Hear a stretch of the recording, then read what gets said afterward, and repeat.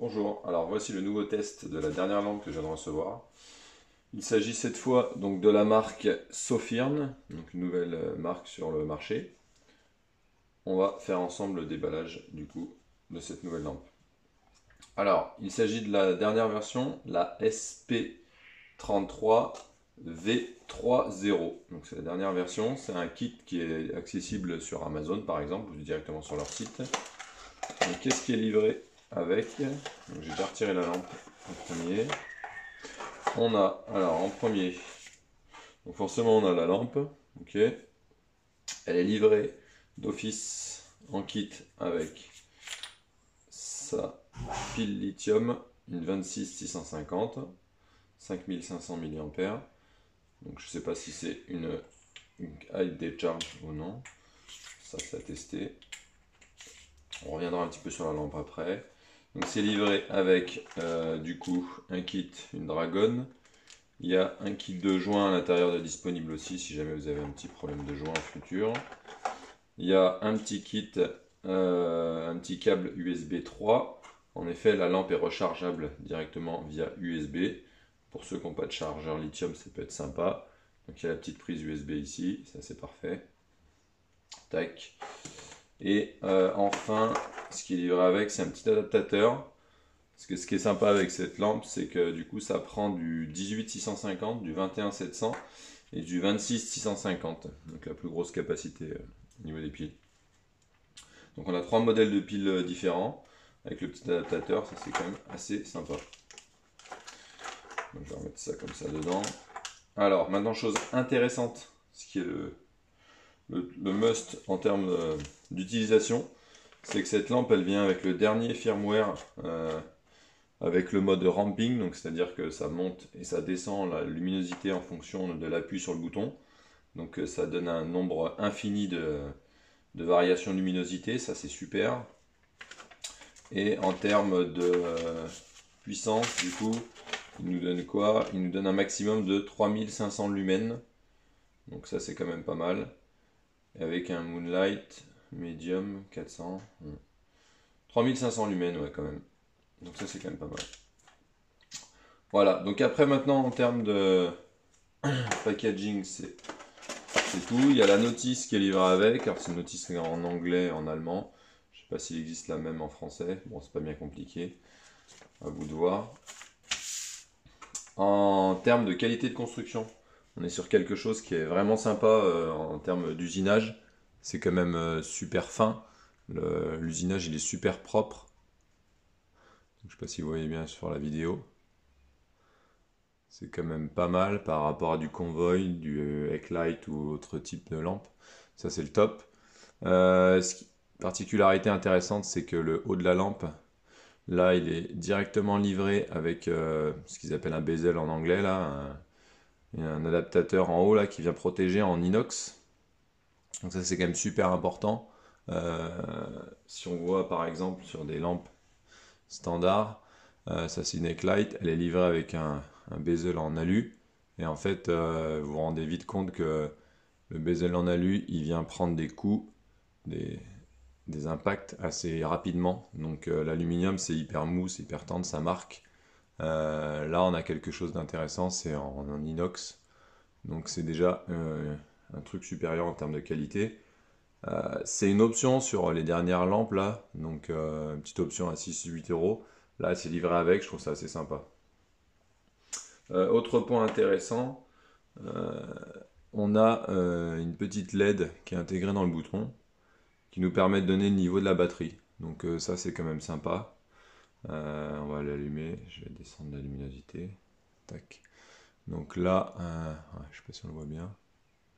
On a une petite LED bleue en fait dans le bouton.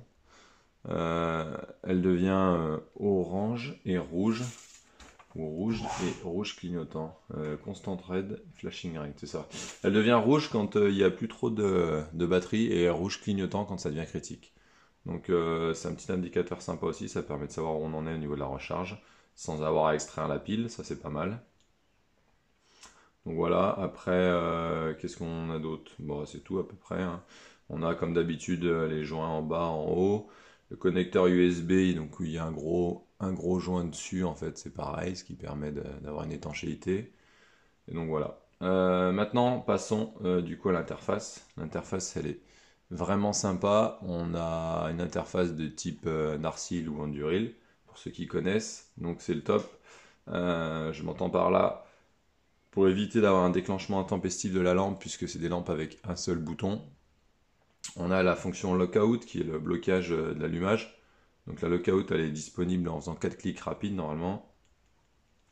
Voilà, elle a clignoté pour nous indiquer qu'il y avait le clic, la fonction de lockout. Donc normalement en lockout, on a la position Moonlight d'accessible quand on appuie sur le bouton, mais c'est tout, on ne peut rien avoir d'autre que le Moonlight. Donc ça peut éviter d'avoir une lampe qui s'allume dans un sac, qui vous brûle la poche, ça m'est déjà arrivé, donc faut pas rigoler avec ça. Et puis surtout, bah, ça va éviter quand on bouffe les piles inutilement. Donc ça c'est quand même quelque chose de super super agréable. Moi j'adore ça. Dès qu'il y a pas le bouton en fait sur la lampe, il faut qu'il y ait le lockout de disponible, sinon c'est vraiment embêtant. Donc 4 clics rapides pour débloquer la lampe. Voilà, la lampe est débloquée. Et donc après, bah, c'est super simple comme d'habitude avec ces interfaces. On laisse le doigt appuyé dessus. Hop, ça diminue. On laisse le doigt appuyé dessus. Hop, ça augmente jusqu'à arriver au turbo. Voilà, donc c'est assez simple, on rappuie dessus, ça redescend. Si on va avoir accès directement au turbo, comme d'hab, c'est double clic. Tac, on a accès au turbo. On revient en mode normal. Donc c'est super intuitif. On peut quand même avoir, pour ceux qui préfèrent, l'interface avec les 4 ou 5 groupes de luminosité, c'est-à-dire bas, moyen, haut, turbo. Pour ceux comme moi qui aiment vraiment cette fonction de ramping, c'est le top, avec le doigt appuyé sur le bouton. On peut basculer entre les deux modes si on veut aussi. La lampe, elle a cet intérêt-là. Donc voilà, pas grand-chose d'autre à redire de plus. Si jamais vous avez d'autres questions, dites-le moi. Je ferai une deuxième vidéo qui sera du coup axée plutôt sur la luminosité, le test en extérieur, et on pourra faire un petit comparatif par rapport à d'autres lampes qui sont assez connues dans le marché. J'en ai d'autres encore aussi derrière. En termes de taille, si vous voulez par contre avoir du coup une petite comparaison, on a la S2 ou la S3 là, de chez Convoy qui sont ultra connues. En termes de taille, donc on est sur quelque chose qui fait à peu près la même longueur. En diamètre, par exemple, c'est quand même un peu plus gros, donc à porter dans une poche, c'est pas tout à fait pareil. Sinon, on a la Eclite SC26 qui fait 2000, je crois, lumens celle-là. Donc là, on est sur quelque chose qui fait 3500 lumens. C'est quand même presque sensiblement la même taille. En termes de diamètre, c'est un chouïa plus gros pour la Sofirn. Mais bon, c'est kiff-kiff. Toutes les deux sont en 26650. Voilà, on a quelque chose qui a quand même 1500 lumens de plus ici, pour à peu près un encombrement équivalent. Et après là j'ai une SC02, j'aime bien puisqu'il y a une MTG2 pardon, à l'intérieur, ça c'est le top du top en termes de LED. Par contre voilà, c'est quand même sensiblement plus gros, hein, ça n'a rien à voir. Donc celle-là elle est quand même vraiment transportable, c'est assez sympa. Je suis assez surpris en fait de la qualité de fabrication et la qualité de l'interface d'utilisation. Donc c'est un super bon point pour cette nouvelle marque sur le marché. Voilà, bah, écoutez, n'hésitez pas à regarder la partie numéro 2 qui viendra dans quelques jours concernant les tests en live à l'extérieur. Merci.